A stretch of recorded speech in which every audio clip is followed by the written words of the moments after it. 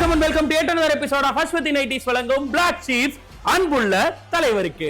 இது episode 15. Title sponsor Ashwathi Nighties, presented by Anuj Styles மற்றும் Sairam Group of Institutions, co-presented by Saubhagya Wet Grinder, Chalani Jewelry Mart மற்றும் NGA 550D TMT Bus, powered by SS Genius International Nursery and Primary School, Sembakam, Chennai.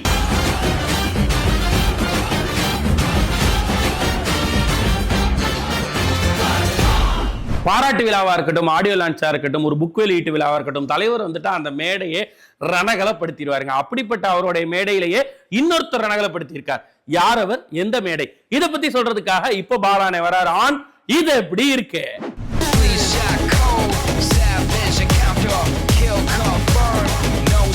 Black ships அன்புள்ள தலைவருக்குல 15வது நாள், தகவல் number 141. எழுத்தாளர் சுஜாதா ரஜினியை பற்றி பதிவு பண்ண ஒரு நிகழ்ச்சியான செய்தியை பற்றி சொல்கிறேன் அப்படின்னு சொல்லியிருந்தேன். அதற்கு முன்னால் ஸ்ரீதேவி மென்ஷன் பண்ணாங்கல்ல, அந்த கொடூரமான கணவன் கேரக்டர் ரஜினி பண்ண அந்த காயத்ரி திரைப்படம் தான் முதலாக சுஜாதா அவர்களும் ரஜினி அவர்களும் இணைந்த திரைப்படம். தினமணி கதிரில் தொடர்கதையாக வெளிவந்த காயத்ரி படத்தை பஞ்சவர்ணாச்சலம் வாங்கி படமாக பண்ணுறார். அந்த படத்தில் தான் ரஜினி அவர்கள் அந்த கொடூரமான கணவன் கேரக்டரை பண்ணியிருப்பாருங்க. உனக்கு ஒரு எச்சரிக்கை, இனிமே இந்த மாதிரி பைத்தியக்காரத்தனம் ஏதாவது செஞ்ச சூடு போடுவேன், கட்டி வச்சு வதுப்பேன், ஜாக்கிரதை. அந்த சுஜாதா ரஜினியை பத்தி சொன்ன நிகழ்ச்சியான செய்தி என்ன அப்படின்னு பாத்தீங்கன்னா, பயங்கரமான ஸ்ட்ரெஸ்ல ஒரு பீரியட்ல இருந்து நர்வஸ் பிரேக் டவுன் அவருக்கு ஏற்பட்டுச்சு. நம்ம எல்லாருக்கும் தெரியும். அந்த நர்வஸ் பிரேக் டவுன் ஏற்பட்டதுக்கு காரணம் என்னன்னு சுஜாதா பதிவு பண்றாரு. ஏங்க இல்லாம இருக்கும்?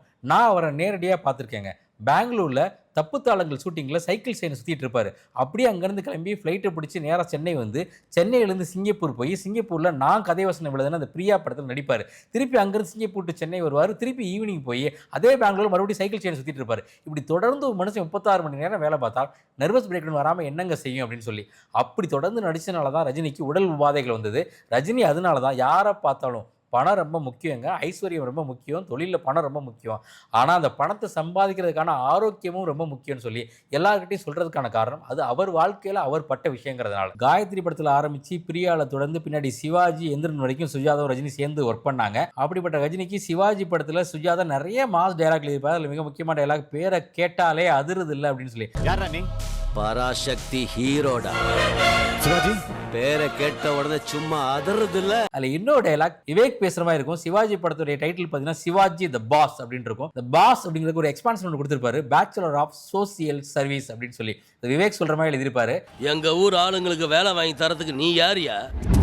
Pass, bachelor of social service. அப்படிப்பட்ட ரஜினிக்கும் விவேக்குக்குமான திரை உறவு என்ன, அவங்க என்னென்ன படத்துல எல்லாம் சேர்ந்து நடிச்சிருக்காங்க தெரிஞ்சுக்க தகவல் நம்பர் 142.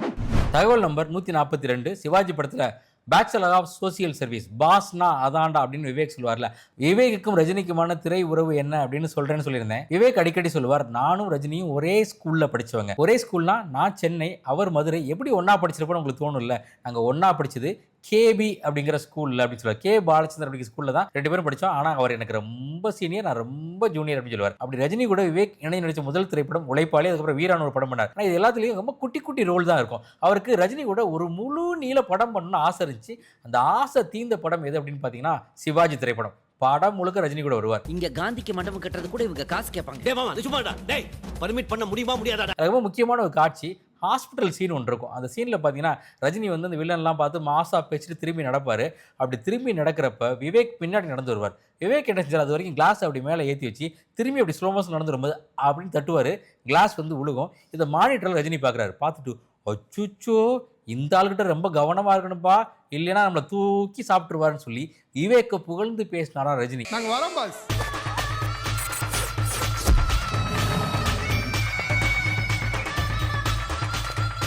அப்படிப்பட்ட ரஜினி கூட விவேக் சிவாஜியில் முழு நீள ரோல் பண்ணுறதுக்கு முன்னாடியே ஒரு வாய்ப்பு ரஜினி கூட சேர்ந்து அமைஞ்சது.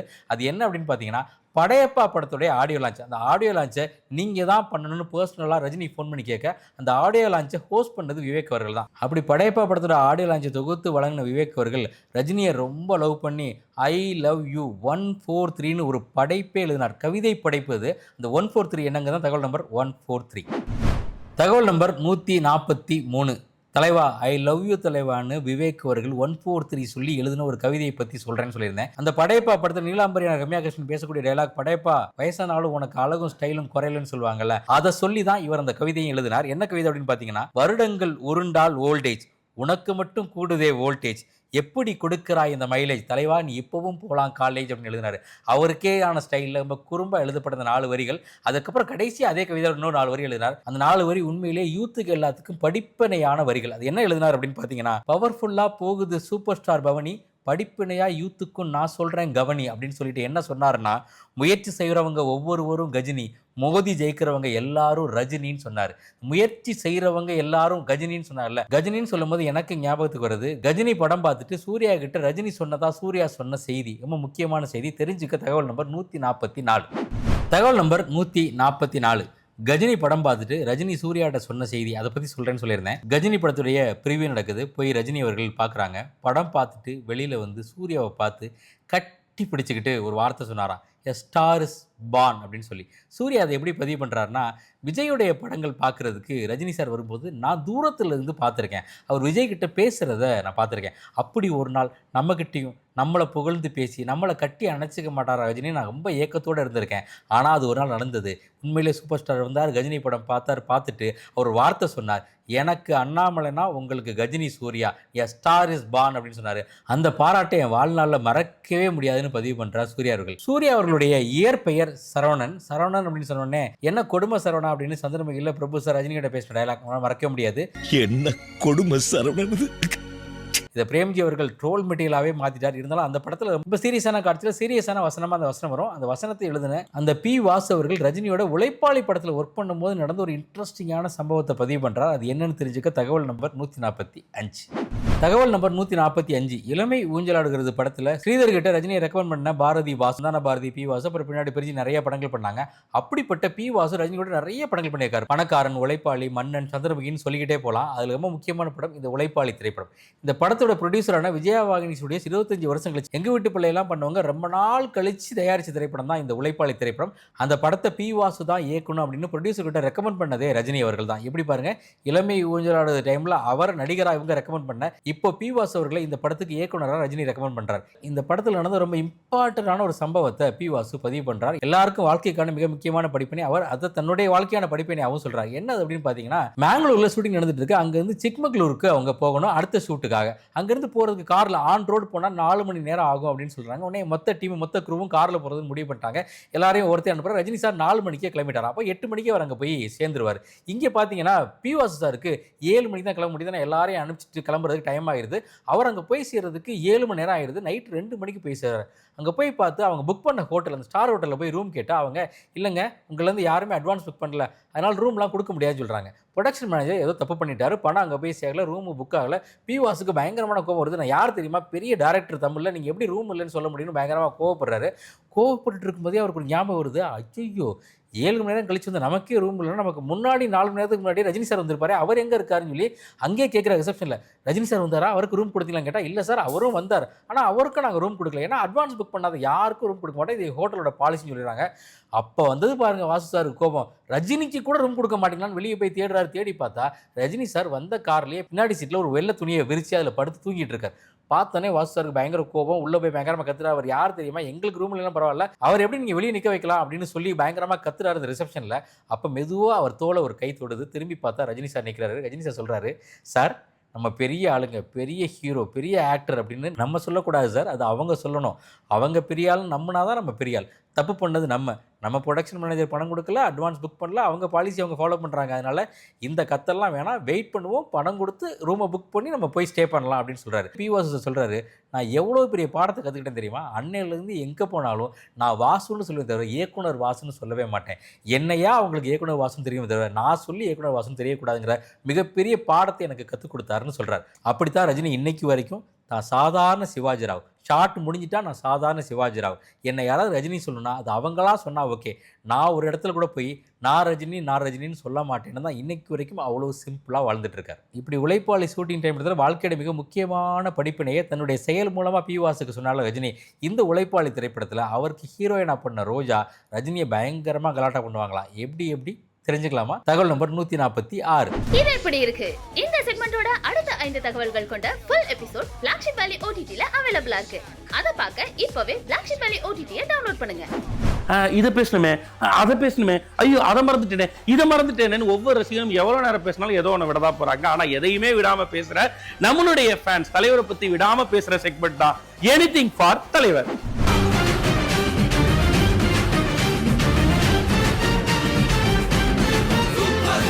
அவர் 50வது ஆண்டு அவருடைய கலைப்பயணத்தில் 50 ஆண்டுகளை உச்ச நட்சத்திரமாகவே இருந்திருக்காரு இப்போ வரைக்கும். இனிமேலும் அவர் உச்ச நட்சத்திரமாகவே இருக்க போறாரு. ஆனால் இது உலகத்திலேயே இந்த மாதிரி ஒரு நம்பர் 1 இடத்துல 50 வருஷமா ஒரு ஆள் இருக்கிறது மிகப்பெரிய இது. கடவுளுடைய ஆசி, அவருடைய குணங்கள் தான் முக்கிய காரணம். தலைவரோட மிகப்பெரிய ரசிகன்ன்றதை விட அவரை என்னோட தந்தைக்கு நிகராக தான் அவரை நான் நேசிக்கிறேன். அந்த அளவுக்கு அவரை எனக்கு ரொம்ப பிடிக்கும். முதல்ல நான் அவரை பார்த்ததே திரையில். அப்போ பார்க்கும்போதே அவர் எனக்கு ஒரு கடவுளாக தான் தெரிஞ்சார். அன்னைக்கு இந்த தான் அவரை முதல்ல நான் ரசிக்க ஆரம்பித்தேன். முதல்ல திரையில் பார்த்த படம் அன்புள்ள ரஜினிகாந்த். முதல்ல பார்த்த நடிகரை அவரை தான் நான் அன்னிலிருந்து ரசிக்க ஆரம்பிச்சுட்டு தான் இன்னி வரைக்கும் அவர் மேலே அளவற்ற பிரியத்தோடு இருக்கிறேன். அண்ணன் அவர்களை ரொம்ப பிடிக்கும், எனக்கு ரொம்ப மிகவும் பிடிக்கும். அவர்களை பற்றி என்னுடைய கவிதை வரிகள் சில. அடித்தட்டு பாமர மக்களையும் அன்புடன் பார்க்கும் அன்பு தலைவரே, ஆதரவற்றவர்களையும் அன்புடன் ஆதரிக்கும் அன்பு தலைவரே, இன்னலுற்றவர்களின் துயர் துடைக்க வந்த இரக்கம் நிறைந்த அன்பு தலைவரே, ஈகை குணம் கொண்ட ஈடு இணையற்ற அன்பு தலைவரே, உழைப்பால் உயர்ந்து பலதரப்பட்ட மக்களின் உறவுகளால் உருவான அன்பு தலைவரே, ஊர் போற்றும் மாபெரும் அன்பு தலைவரே, எளிமையின் சிகரமாய் ஏழை எளிய மக்களின் இதயத்தில் குடிக்கொண்ட அன்பு தலைவரே, என்றென்றும் மக்களின் மனங்களில் நீங்கா இடம்பெற்ற எம் மாபெரும் தலைவருக்கு பொன்விழா கண்டு நீடுழி வாழ இறைவன் பாதம் பணிகின்றேன். வாழ்த்த வயதில்லை, வணங்குகின்றேன். எனிதிங் ஃபார் தலைவர்ல நீங்களும் பேசணும், நீங்களும் தலைவருக்கும் உங்களுக்குமான பந்தத்தை பத்தி குறிப்பிடணும்னு நினைச்சீங்கன்னா ஸ்கிரீன்ல தெரியுற இந்த நம்பருக்கு உடனே ஒரு வீடியோ எடுங்க. அந்த வீடியோவை ஹை குவாலிட்டியில தட்டி விடுங்க, ஷார்ட் அண்ட் கிறிஸ்பா, சுவாரஸ்யமா.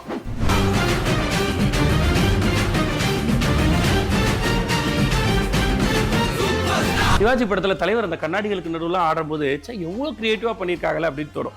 நமக்கு தோடிச்சலே இவருக்கு தோடி இருக்கு. ஏன்னா கிரியேட்டிவ் கிளாஸ் ஸ்டுடியோன்னு ஒரு ஸ்டுடியோ அமைச்சு தலைவர் வழியில் அந்த பிசினஸ் நடத்துறது மட்டும் இல்லாம அதுல ஒரு கிஃப்ட் செஞ்சு தலைவர்கிட்ட கொடுக்கறதுக்காக காத்துட்டு இருக்கேன்னு சொல்ற கார்த்திக் அவர்கள் தான் இன்னைக்கு நம்மளோட பகிர்ந்துக்க போறாரு அவருடைய சுவாரஸ்யமான விஷயங்களை ஆன் தலைவர் வழி.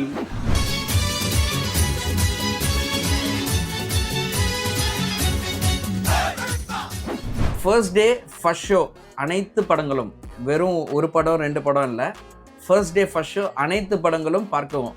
எல்லாம் ஃபேமிலியோடு தான் போவோம், இல்லைனா ஃப்ரெண்ட்ஸ் கூட போவோம், ஒரு கேங்காக தான் போவோம். தனிப்பட்ட முறையில் போய் ரஜினி சார் படம் பார்க்குறது ரொம்ப ரொம்ப போர் அடிக்கும். ஸோ அதனால் தனிப்பட்ட முறையில் போகிறதே கிடையாது. ஒரு ஃபேமிலியோடு போய் ஒரு என்டர்டெய்னர் அப்படின்னு சொன்னால் ரஜினி சார் மூவி ஒண்டி தான். படையப்பா படம் ரிலீஸ் ஆச்சு. ஃபஸ்ட்டு டே ஃபர்ஸ்ட் ஷோ எல்லாம் பார்த்து முடிச்சாச்சு. ஸ்கூலை பங்க் பண்ணிவிட்டு பசங்க எல்லோரும் சேர்ந்து அபிராமி தேட்டருக்கு திரும்பி போகிறோம். அப்பவும் தேட்டர் ஃபுல்லாக இருக்குது. அப்புறம் மேனேஜர்கிட்ட ரிக்வெஸ்ட் பண்ணி ப்ரெஷர் பண்ணி கையில் டிக்கெட்டை வாங்கி, பேக் ரோலாம் கொடுக்க முடியாது தம்பி, முன் ரோவில் ஃபஸ்ட்டு ரோவில் தான் கொடுக்க முடியும், இஷ்டம் இருந்தால் டிக்கெட்டை வாங்கிக்கோ, இல்லைன்னா விட்டுடு அப்படின்னு சொன்னார். அதுக்கப்புறம் ஃபஸ்ட் டே ஃபஸ்ட் ஷோன்ற பார்த்தது இல்லாமல் பங்க் பண்ணி திரும்பி அந்த படத்தை போய் ஃபஸ்ட்டு ரோவில் உட்காந்து பசங்களோட என்ஜாய் பண்ணிவிட்டு, காலேஜில் தான் பங்க் பண்ணுவாங்க, ஆனால் ஸ்கூல் டைம்லேயே பங்க் பண்ணி படத்தை பார்த்துருக்கோன்னா பாருங்கள் அப்போ எப்படியாப்பட்ட ஃபேனாக நாங்கள் இருப்போம் அப்படின்னு சொல்லிட்டு. ரஜினி சாரை நாங்கள் ஆக்சுவலாக ஒரு வாட்டி ஃபேமிலியோடு அவர் வீட்டுக்கே போயிருந்தோம், போயஸ் கார்டனுக்கு. அந்த டைமில் சார் ஒரு அர்ஜெண்ட்டாக ஷூட்டிங் கிளம்பிட்டு இருந்தார். அவர் கூட ஃபோட்டோ எடுக்கலாம் தான் ஃபேமிலியோடு போனோம். பட் எங்கள் அண்ணலுக்கு அந்த இடத்துல ஃபோட்டோகிராஃபர் அன்னைக்கின்னு பார்த்து லீவு, அவரால் எங்கள் கூட நின்று ஃபோட்டோ எடுக்க முடியல. நெக்ஸ்ட் டைம் மீட் பண்ணுவோம், தப்பாக நினச்சிக்காதீங்க, ஃபேமிலியோடு வந்திருக்கீங்க அப்படின்னு சொல்லிவிட்டு அன்றைக்கி காரில் ஷேக்கண்டை கொடுத்துட்டு கிளம்பிட்டார்.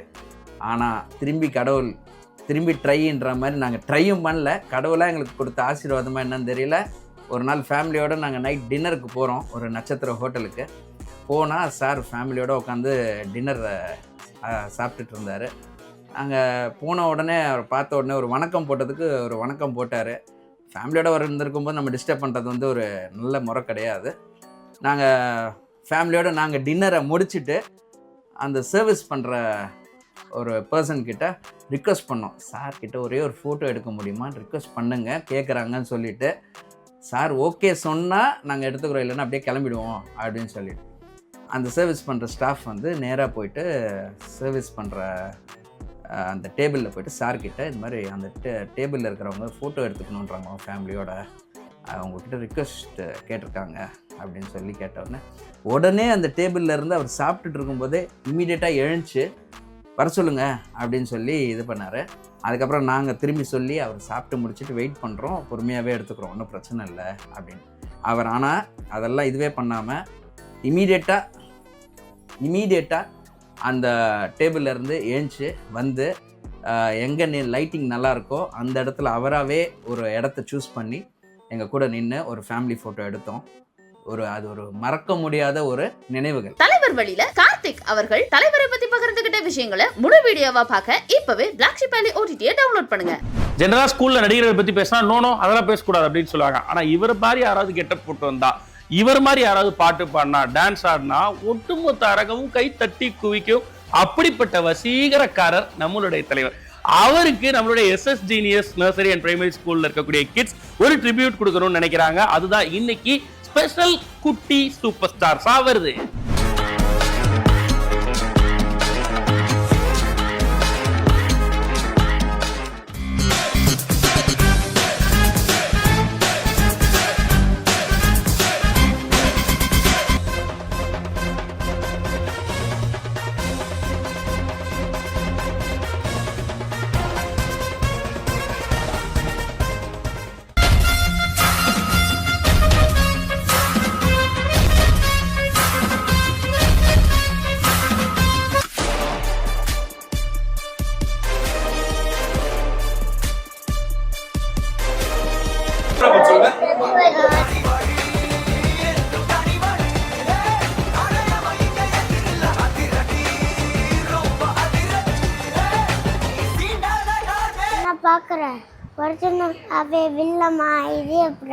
குட்டி சூப்பர் ஸ்டார்ஸ்ல உங்க வீட்டு கிட்ஸும் இதே மாதிரி பார்ட்டிசிபேட் பண்ணணும்னு நினைச்சீங்கன்னா உடனடியா ஒரு வீடியோ எடுங்க. ஸ்கிரீன்ல தெரியக்கூடிய இந்த நம்பருக்கு வாட்ஸ்அப்ல ஹை குவாலிட்டி வீடியோவா தட்டி விடுங்க.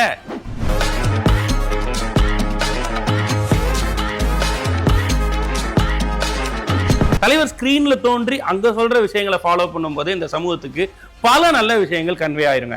அதே மாதிரி தலைவர் ஆஃப் ஸ்கிரீன்ல அவருடைய மன்றங்களுடைய செயல்பாடுகளை வழிநடத்தின விதம் அதை விட மிகச்சிறப்பா இருக்கும். அப்படி மன்றங்களா இருந்து என்னென்ன மாதிரியான சேவைகள் எல்லாம் செஞ்சிருக்காங்க அப்படின்றத ரசிகர்கள் உட்கார்ந்து பேசக்கூடிய மன்றமா இன்னைக்கு அமைய போகுது நம்ம தலைவர் தர்பார்.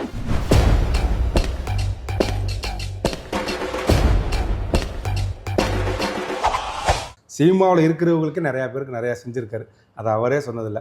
இப்போ கடந்த 2 வருஷமாக எங்களுக்கு ஒரு மிகப்பெரிய சந்தோஷமான ஒரு விஷயத்தை ஆரம்பிச்சிருக்காரு. எங்கள்கிட்ட +2 படிக்கிறாங்கல்ல மாணவிகள். இப்போ என் பொண்ணு படிக்கிறாங்க, என் பொண்ணு +2 80% எடுத்துட்டாங்க அப்படின்னு சொன்னால் முழு கல்வி செலவையும் தலைவர் தான் எடுத்துக்கிறாரு. எல்லா மாவட்டத்திலையும் எங்களை கலெக்ட் பண்ண சொல்லியிருக்காங்க. யார் அதாவது அதை வறுமை கோட்டு கீழே இருக்காங்க, கஷ்டப்படுறாங்க, அப்படி இருக்கவங்களுக்கு இது பண்ணுறாங்க. 85% மார்க் எடுத்திருந்தாங்கன்னா அவங்களுக்கு என்ன படிச்சாலும் அதுக்கான எவ்வளவு விஷயம் எதுவுமே வெளியே வராம, அதாவது என்ன சொல்றது, இப்போ ஒரு 2-3 வருஷம் முன்ன திருவண்ணாமலையில கூட ஆம்புலன்ஸ் வாங்கி விட்டுருந்தாரு. இந்த ஏழை மக்களுக்கு எல்லாம் ஆம்புலன்ஸ். அங்கே யோகிகள் முடிவுகள் இருக்காங்க, அவங்களுக்கு அவங்க இறந்துட்டாங்கன்னா அவங்களுக்கு தூக்குறதுக்காக மணியன் அங்கே ஒருத்தர் ஏற்கனவே இது பண்ணிக்கிட்டு இருந்தாரு. அவருக்கு வந்து தலைவர் வந்து ஆம்புலன்ஸ் வாங்கி கொடுத்து புதுசா அவர் ஃப்ரீயா வாங்கி கொடுத்துருக்காரு அப்படின்னு சொல்லிட்டு. அதாவது என்ன சொல்றது, அரசியலுக்காக செய்யற வந்து சுயநலம், நாங்க மக்களுக்காக செய்யற இது பொது நலம், அவ்வளவுதான். நண்பர் சொல்ற மாதிரி அதே திருவண்ணாமலையில சோடியம் விளக்கு போட்டு கொடுத்தாருல, சோடியம் விளக்கு கிரிவல பாதையில இப்போ அந்த கல்வெட்டு அங்கதான் இருக்கு. ரஜினிகாந்த்னு பேர் போட்டு அந்த கல்வெட்டு இப்போ அங்கதான் இருக்கு. அதாவது தலைவர் சொன்ன, நான் முன்னாடி சொன்ன மாதிரி இப்போ உள்ள 2K கிட்ஸ் அவ்வளவுதான் தெரியாது. அவ்வளவு பண்ணிருக்காருல்ல நிறைய நல்ல விஷயங்கள். இன்னொரு விஷயம் ஒன்று தெரியுதுன்னா, லாரன்ஸ் வீட்டில் டெய்லி சாப்பாடு போடுறாங்க மத்தியானம். அதுக்கான செலவு பண்றது தலைவர் தான் பண்றாரு. அப்படியா? அவங்க அந்த மாற்றுத்திறனாளிகள் வச்சு லாரன்ஸ் லாரன்ஸ் நடத்துறாரு சார். அந்த ஹோமுக்குள்ள உணவு செலவு வந்து தலைவர் தான் பண்றாரு. ட்ரஸ்ட்ல இருந்து செக் போகுது சார் மாசம் அது வந்து தலைவர் சொல்லல, மாஸ்டர் சொன்னார். ராகவா மாஸ்டர் வந்து ஒரு அவரே சொல்லிட்டாரு, அவரே ஓபனா சொல்லிட்டாரு. எல்லாருமே அவங்க தான் சொல்லுவாங்க. லால் சலாம் ஷூட்டிங்கு, நடிகர் லிவிங்ஸ்டன் அவங்க மனைவிக்கு வந்து அட்டாக்கு, அவங்களுக்கு வந்து பணம் தேவைப்பட்டிருக்கு. என்னங்கும் போது தலைவர் கொடுத்துருக்காரு. கொடுத்து நீங்க நம்ம இவர் போண்டாமணி ஹாஸ்பிட்டல் அட்மிட்டா இருக்கும்போது அவருக்கு ஹெல்ப் பண்ணாரு, பொன்னம்பலம் ஹாஸ்பிட்டலில் இருக்கும்போது ஹெல்ப் பண்ணார். அது மாதிரி அவர் என்ன செய்யல, அவர் செய்கிறது வெளியே தெரியாது. அதாவது என்ன சொல்லுவாங்க, 1 லட்ச ரூபாய்க்கு செஞ்சுட்டு அது வந்து 10 லட்ச ரூபாய்க்கு போஸ்ட் ஓட்ட மாட்டார். அந்த 10 லட்ச ரூபாயை 10 பேருக்கு கொடுங்க, 1 லட்ச ரூபாய் சொல்லிட்டு போயிடுவார் அவருக்கு. அதுதான் தலைவரோட ஸ்டைல். தலைவர் தர்பார்ல ரசிகர் மன்றம் பத்தி பேசின முழு வீடியோவை பார்க்க இப்பவே பிளாக்ஷிப் வேலி OTT டவுன்லோட் பண்ணுங்க. சிலரை பார்த்து ரசிச்சுக்கிட்டே இருப்போம், சிலர் ரசிக்கிறத பார்த்தே ரசிப்போம். அப்படிதான் இவர் ஏதாவது ஒரு ஸ்டோரி சொன்னார்னா, இவர் ரசிச்ச சிலாகிச்ச விஷயத்த சொன்னார்னா அதே மிகப்பெரிய ரசனைக்குரியதா இருக்கும். அப்படிப்பட்ட ஒருத்தர் இன்னைக்கு ஆகச்சிறந்த நடிகரா உருவாயிருக்காருன்னா தலைவர் வழியில தான் அப்படின்னு சொல்றாரு. சோ அவருடைய ஃபேனா தன்னுடைய அனுபவங்களை நம்மளோட பகிர்ந்துக்கிறாரு விவேக் பிரசன்னா அவர்கள் ஆன் நானும் ஃபேன் தான்.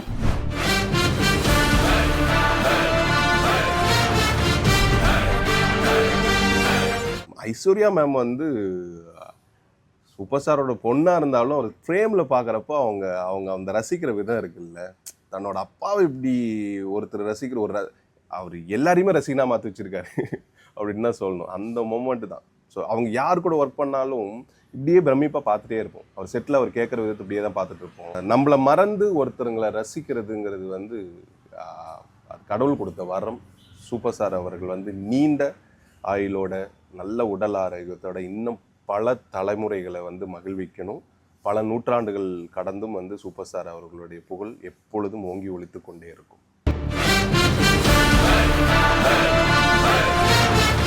நான் அவர்கிட்ட